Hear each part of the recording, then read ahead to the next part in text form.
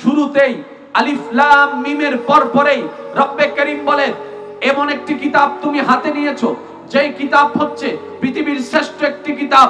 এই কিতাব হচ্ছে এমন একটি কিতাব যেখানে বিজ্ঞানের তত্ত্ব পাওয়া যাবে, আর্টসের নিয়ম পাওয়া যাবে, রাষ্ট্রবিজ্ঞান পাওয়া যাবে, সমাজ বিজ্ঞান পাওয়া যাবে, বিভিন্ন জ্ঞান এই কিতাবে মজুদ আছে।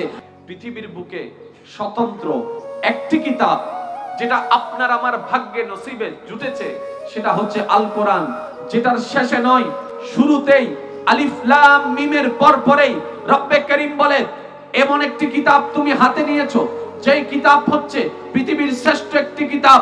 এই কিতাব হচ্ছে এমন একটি কিতাব যেখানে বিজ্ঞানের তত্ত্ব পাওয়া যাবে, আর্টসের নিয়ম পাওয়া যাবে, রাষ্ট্রবিজ্ঞান পাওয়া যাবে, সমাজ বিজ্ঞান পাওয়া যাবে, বিভিন্ন জ্ঞান এই কিতাবে মজুদ আছে।